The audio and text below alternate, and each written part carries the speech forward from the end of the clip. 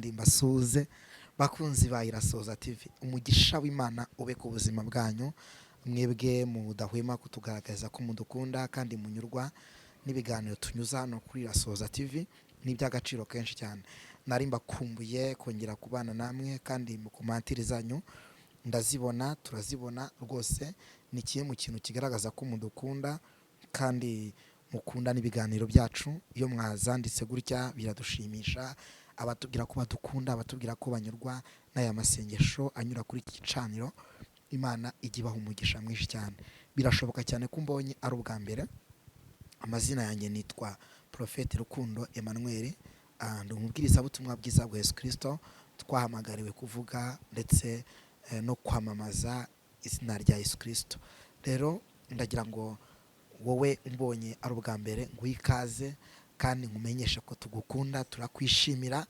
Uyu munsi niba ufite ibibazo, ufite intambara, ufite amakuba, nkubwire ko Imana ikuzi kandi izagutabara, izakurengera. Uyu munsi niho nabyutse mu gitondo ndimo ndatekereza cyane ku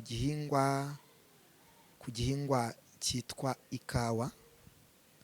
Ariko maze gutekereza ku ikawa ntekereza n'icyo bita igihumyo cyangwa icyobo.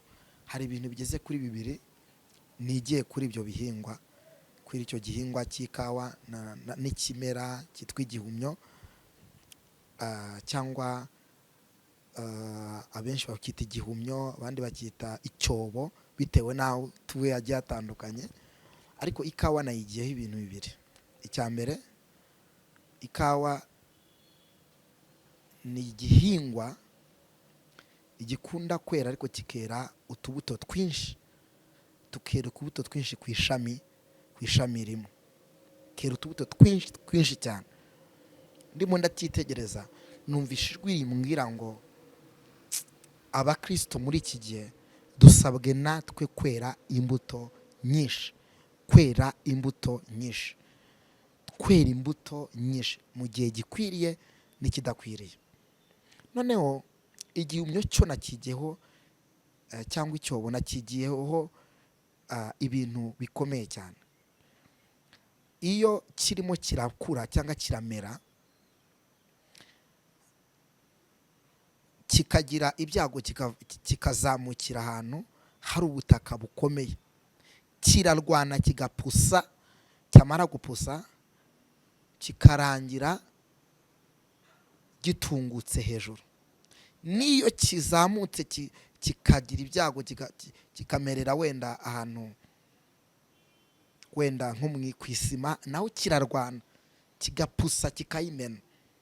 Niko igihumyo gikunda kubaho, niko igihumyo kimera. Niba igihumyo kifitemo imisemburo yo kudacika intege, wowe nturuta cyane igihumyo.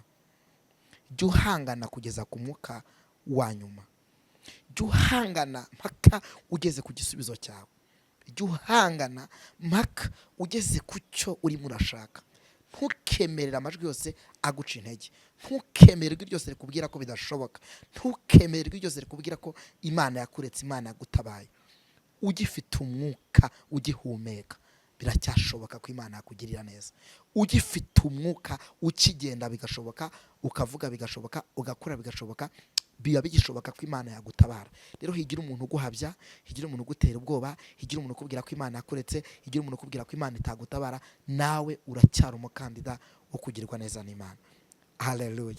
Munyemerere uyu munsi tugiye kuganira ku ijambo ry'Imana tuza no gusengeramo, rikomeye cyane, ririmo riranyubaka umutima wanjye cyane. Ndimo ndarisoma, ryanejeje cyane, ryanejeje. Numva Imana inyemeje kugira ngo turivugeho, kandi ni ijambo ryankomeje umutima ku rwego rukomeye. Dusanga muri Zaburi ya 77 ku murongo wawo mwiza wa 2 turageza ku murongo wa 4. Haravuga ngo ndatakira Imana n'ijwi ryanjye, ndatakira Imana n'ijwi ryanjye, nayo irantegera ugutwi.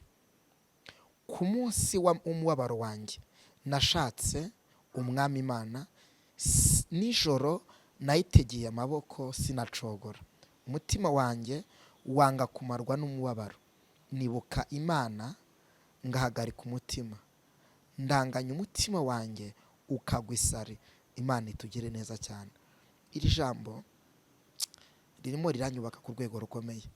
Tuvuga ngo Zaburi ya 77 ku murongo wa 2 twageje ku murongo wa 4.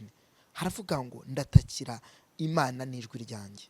Ndatakira Imana n'ijwi ryanjye, nayo irantegera ugutwi.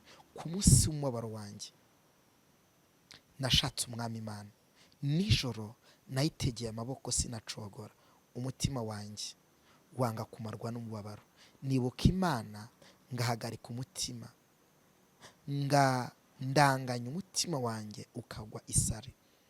Reka mvugane nawe.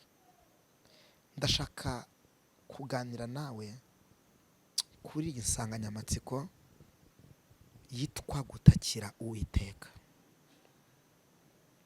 Uyu munsi ndashaka kuvugana n'abantu bari mu gihe cy'umubabaro.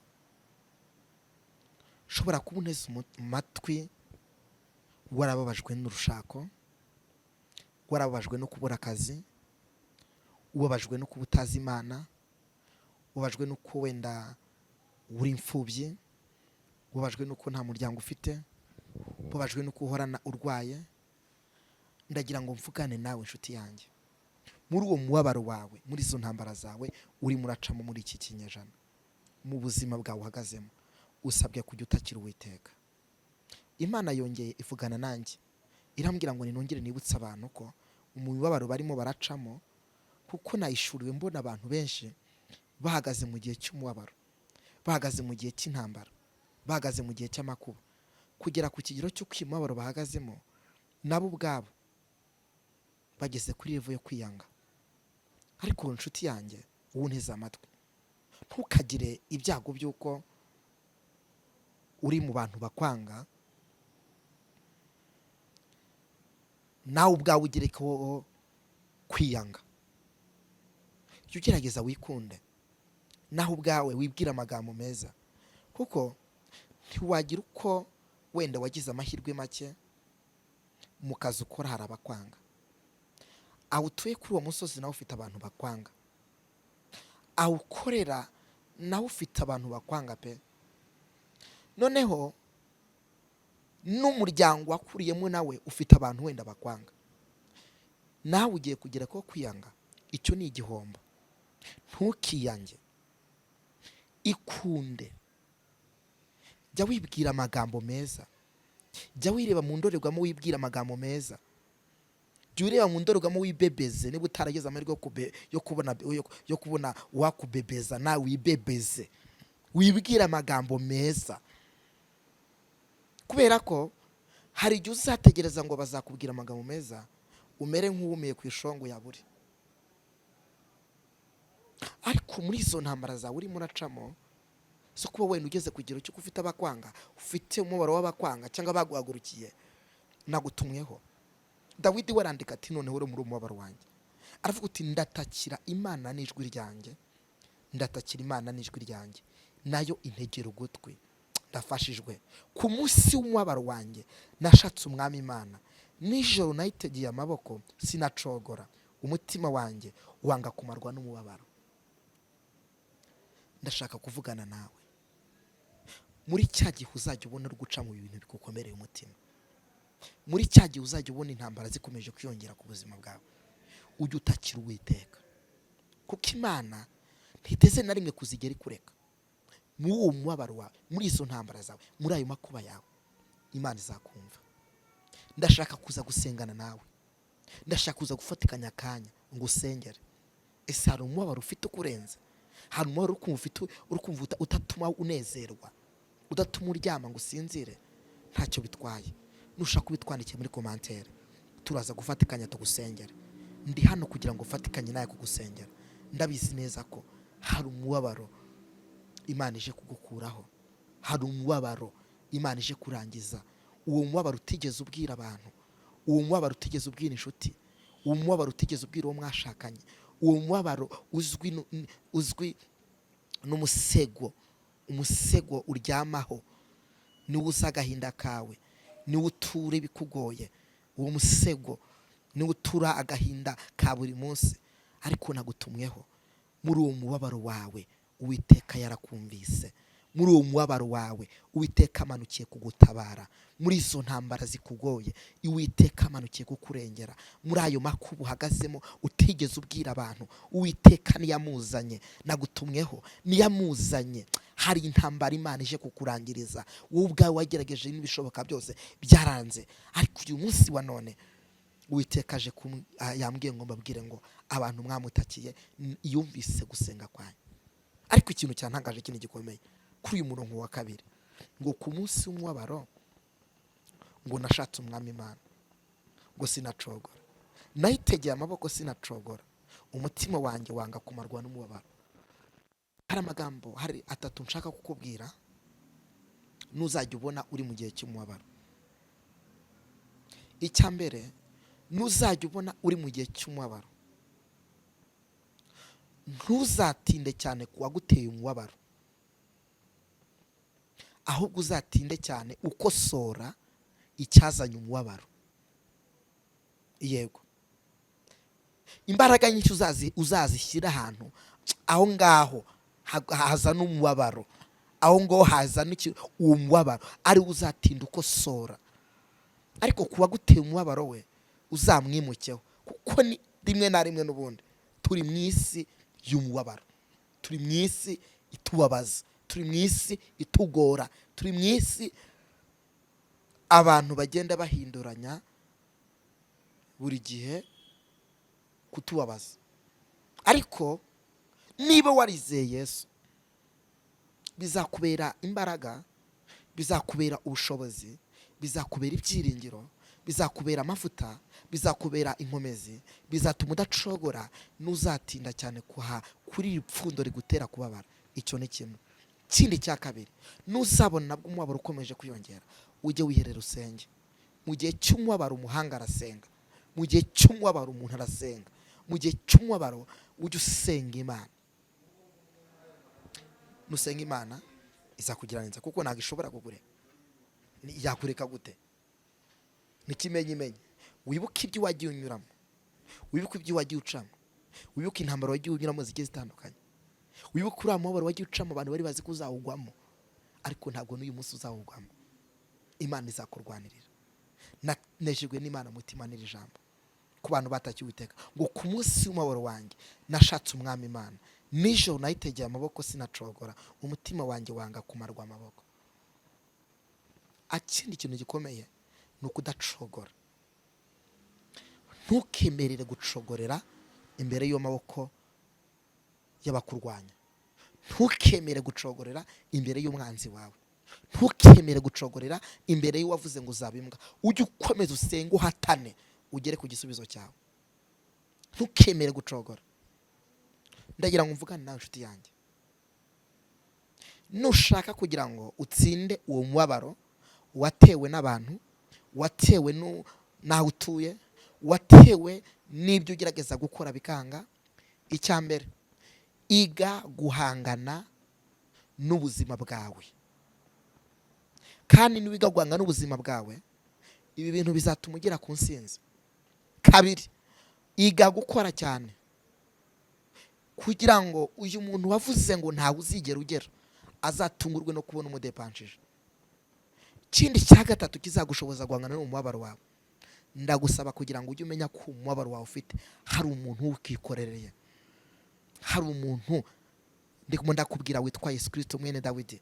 Hari Imana iri mu ruhande rwawe. Imana ishimwe cyane. Birashoboka ko uneza amatwi uri mu mubabaro, birashoboka ko uri kunyumva uri mu gihe cy'umubabaro, birashoboka ko aka kanya n'uyu munsi turimo turaganira urimo urakora iki kiganiro hari biguteye umubabaro.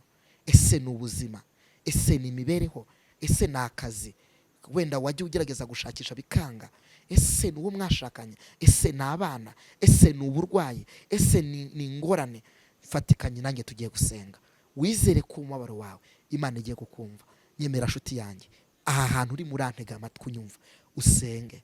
Ntabwo isengesho usenga ryageze imbere y'Imana, kandi isengesho usenga Imana yararyumvise. Nayo mpamvu udakwiriye gucika intege. Bibiliya iratubwiye ngo sinacogoye, natakiye Uwiteka, nawe yumva gusenga kwanjye. Dore umuntu utazigera kumvira ubusa mu gihe cy'umubabaro. Dore umuntu utazigera kumvira ubusa mu gihe isi yakwanze ni Kristo. Dore umuntu uzahamagara no mu gihe cy'ibyago akagutabara ni Kristo. Dore umuntu utazigera agukuzaho, ubwo abandi bagukuza, ubwo inshuti zagukuza, ubwo imiryango yagukuza, ubwo mwashakanye yagukuza, Kristo ntabwo azigera agukuzaho. Niba unyizeye vuga ngo haleluya. Ukizera ibintu Imana ivuganye natwe, ukizera ibyo Imana iganiye n'ubuzima bwacu, mushyigikira uvuge ngo haleluya. Mu mubabaro wanjye natakiye Uwiteka, mu ntambara zanjye natakiye Uwiteka, mu makuba yanjye natakiye Uwiteka, nawe aransubiza. Niko Dawidi yavuze. Mu gihe cy'umubabaro usabwe gutakira Uwiteka. Abizera ijambo ntabare muvuge ngo haleluya. Imana ishimwe. Reka ngusengere kandi ndi kubona Imana harabandikije umubabaro, bari barwaye igihe kirekire, ndabona Imana ibakiza. Maze igihe kirekire baruhijwe n'ingorane, ndabona Imana izirangiza. Maze igihe kirekire baruhijwe n'abarozi babazengereje, Imana irimo irabohora ubuzima bwanyu. Tuva hari abantu bazadutega amatwi bari mu bihugu bigiye bitandukanye, Imana igiye kubohora ubuzima bwabo. Tuva hari abantu barwaye, Imana iri kwire ikiza indwara zabo zananiranye. Munyemerere dusenge. Mana y'urukundo rwinshi, Mana y'imbaraga nyinshi, ndasengera umuntu wese ufite umubabaro natabarwe n'Uwiteka. Neza y'Imana nimugaragareho, ikintu cyose kimurwanya gikurweho. Mwuka wose uguhagurukiye nutsindwe, mwuka wose ukunaniza ndawunanije. Muri aka kanya ndohereza ihumure mu mutima wawe, ndoreza ihumure ku buzima bwawe, ndoreza ihumure muri business yawe, ndoreza ihumure ku bana bawe, ndoreza ihumure ku buzima bwawe. Mu izina rya Yesu ndaguhuza n'umugisha wawe. Muri aka kanya ikintu cyose kikurwanya ntikikongere kukurwanya. Umwuka wose ukunaniza ugutera umubabaro tuwutesheje agaciro muri aka kanya. Ijwi ryawe ryumvikana imbere y'Imana. Haleluya. Imana ishimwe. Mana ndasenze kugira ngo yakire ubutabazi bwawe. Ndasenze cyane ku uyu mukobwa yakire ubutabazi bwawe, kandi uyu muntu wese unteze amatwi akira impinduka mu buzima bwe. Musengeye Imana afitiye icyizere ko ibyo bintu bikunze, mu izina rya Yesu, amen. Imana iguhe umugisha cyane. Mu mubabaro wawe, mu ntambara urimo urarwana, zageze imbere y'Uwiteka, Imana imanukiye kugutabara. Amen, amen, amen.